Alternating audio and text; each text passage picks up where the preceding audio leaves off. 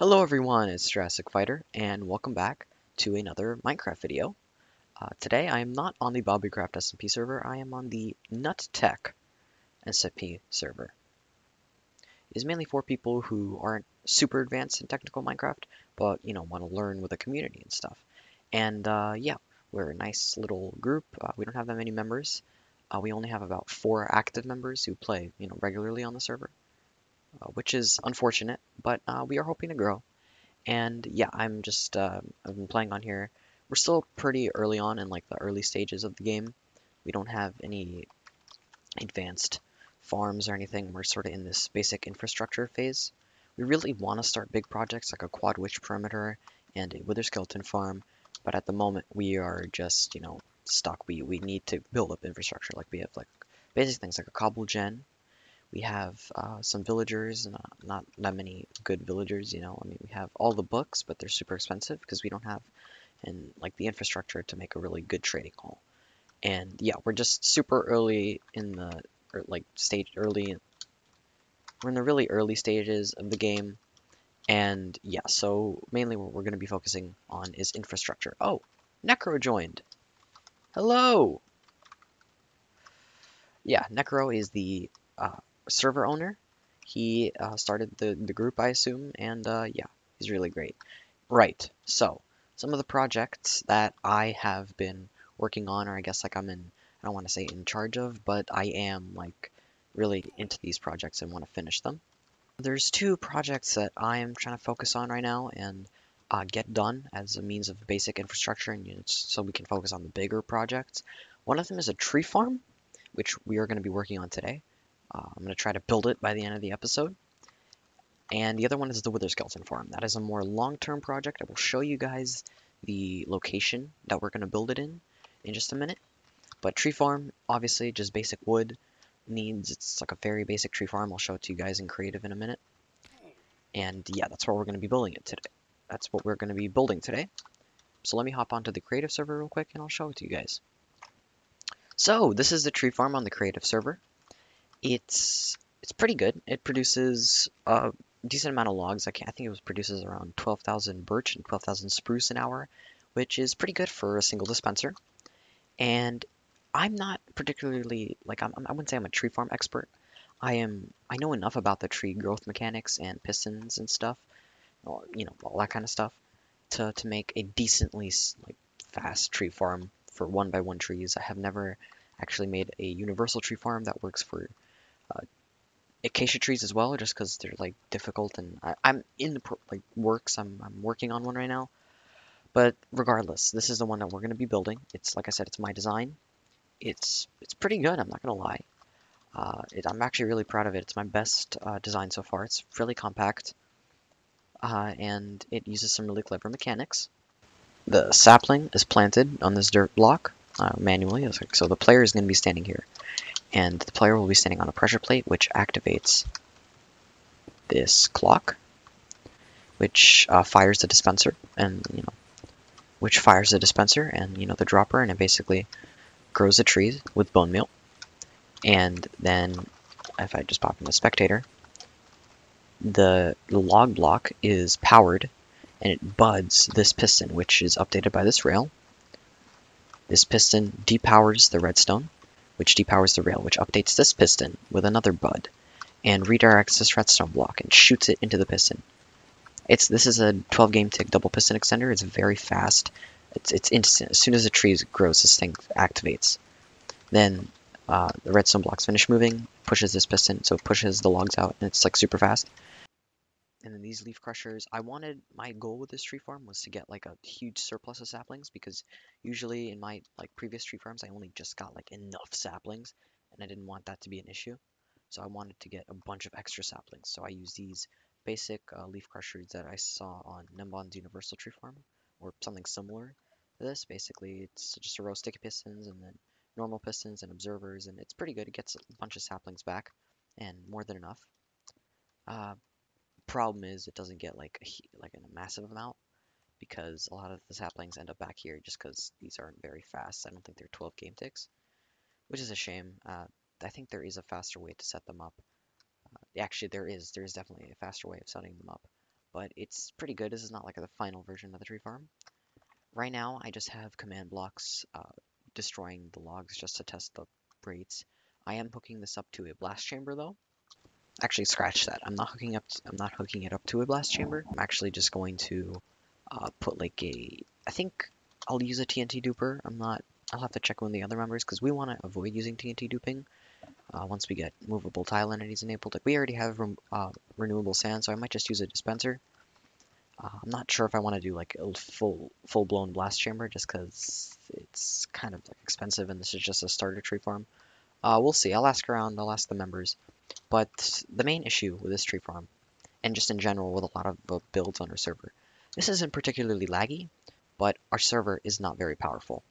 And I want to put this in a lag-friendly environment. And what better way to do that than to put it in the void, where you're not loading any chunks while you're using this. It's perfect.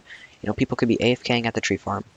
They won't be loading any mobs. They won't be loading any chunks. It's going to be very lag-friendly. And you might be asking, oh, how are you going to put it in the void? I'm going to put it in the end void. And there's a trick that you can do, and you could force void end gateways to generate in the void of the end. Now the problem is it's really easy to do it for the cardinal directions like north, south, east, and west. You can do that for those gateways, the ones that are in those directions, very easily. Diagonal ones are a little harder, and I don't want to waste one of the cardinal directions. I don't want to waste any of the cardinal directions because those are super easy, and we want to put our most important stuff there because those are like super easy to set up. So what I want to do is I want to experiment and try to get one of the diagonal ones on the axis to generate in the void, and that way we can put this in a very lag-friendly environment. Alright, so some time has passed, and I attached the TNT chamber to the tree farm. Now, this isn't a blast chamber. Like I said, a blast chamber just for this kind of tree farm, it's not very convenient. Because, first of all, the design of the tree farm, usually the blast chambers that I know how to build, they are not very good at taking high-speed inputs in, if that makes sense. Basically, this tree farm is a little too fast, and the problem with that is it has no reset feature. Basically, when I usually attach a tree farm to a blast chamber, I add a clock system to pulse the double piston extenders and just pulse the entire, like the system, when they can't push the log. So basically, just to keep it from jamming up, there's a clock. This does not have a clock attached to it, so I couldn't really do a blast chamber based on the stuff that I knew. I probably could have made something work, but again, the log output is kind of problematic. Like the output, this thing outputs like 7 high logs, and ideally you'd want like 6 for just it's easier to deal with 6 and easier to compact it and compress it into a smaller size and stuff. I was also debating using a wither cage because wither cages are pretty fun, but again, the log output is it's 7 high instead of 6. And I wanted to put it in the end void anyway, so we have to use TNT. So I just made this really basic TNT system. Obsidian box with a dispenser on a clock. The TNT is aligned. It flows down this water and then explodes in the middle, and it takes out all the logs. And it's pretty efficient, but it's nowhere near a blast chamber. Like it's going to use a lot of TNT. I'll demonstrate it for you guys right now. If I just go into free cam. There we go. So the clock activates, and as you guys can see, the logs start getting pushed in, the TNT blows up. An issue I was having is that birch grows so fast that I had to set this on a very fast clock. So if we use another tree like spruce, I don't think it's going to be as efficient with the TNT, just because birch grows so fast it's able to keep up with this, but spruce grows, it's not slow, but it grows a lot slower than birch. But yeah, it's pretty basic, just hoppers, it's nothing too crazy. It's a very simple setup, again, because in 1.14 plus TNT drops everything, so we could get away with something like this. But in the future, but yeah, this is a starter tree farm, so in the future we're gonna have an actual blast chamber and stuff just to preserve TNT, because even though we have a renewable source with renewable sand and stuff, it's not smart to just, well, yeah, it's better off, we're better off doing a blast chamber and preserving it. So we limit the amount of crafting we have to do. But yeah, I'm pretty happy with this tree farm. Also, with the help of VK Tech on the SciCraft Discord, that's where I was talking to him about this, but VK Tech is a super smart, like he's a technical Minecrafter. I'll leave a link to his YouTube channel below, so go subscribe to him, because he is just, a very smart guy. He's part of the Hammer SMP server as well, and he helped me figure out how to do the end void gateways, like with a diagonal. So if I just hop into the end real quick, yeah, I didn't really demonstrate this before, and I probably should have. What I was talking about earlier is the cardinal directions: north, east, south, and west.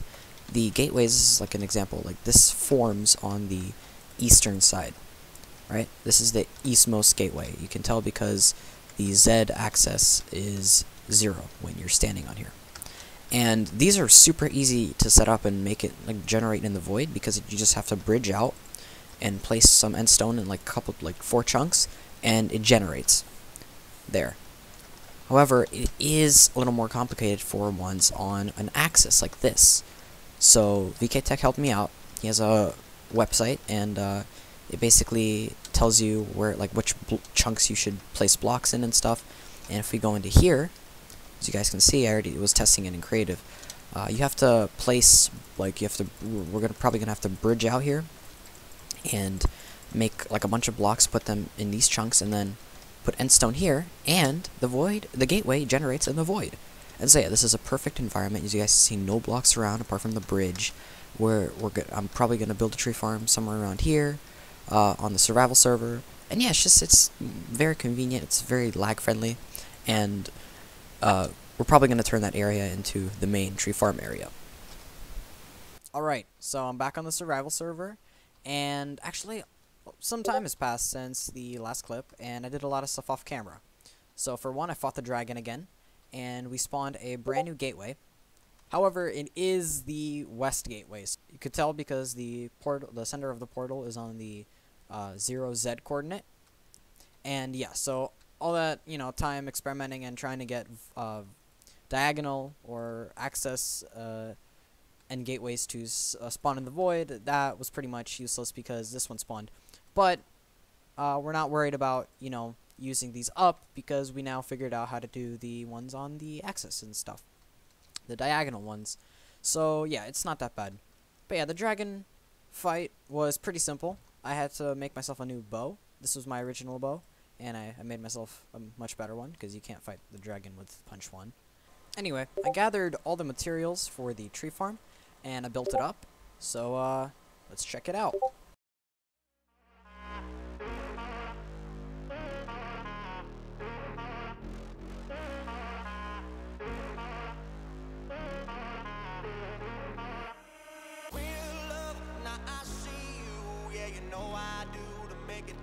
Times we had, I see it now, I see it now.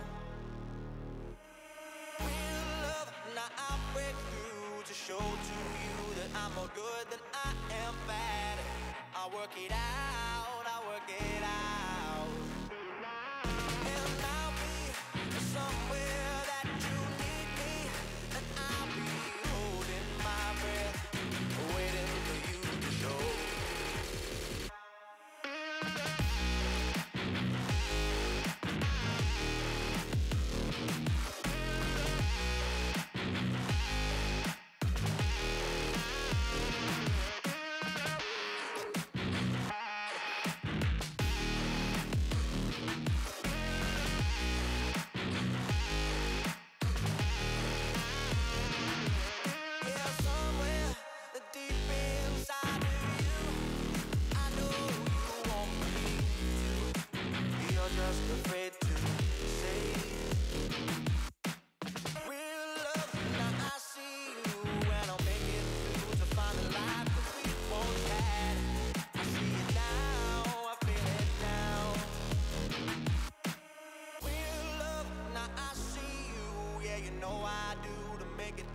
Times we had, I see it now, I see it now.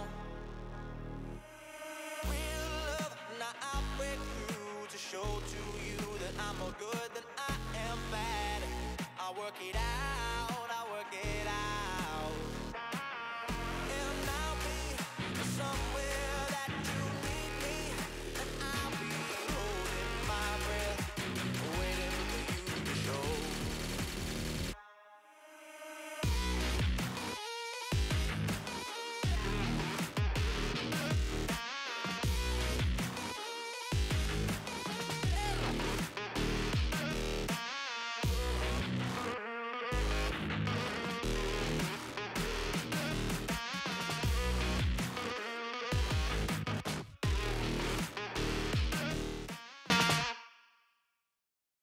Alright, so here's the tree farm in all of its glory. I built it up, relatively quickly. It didn't take too long.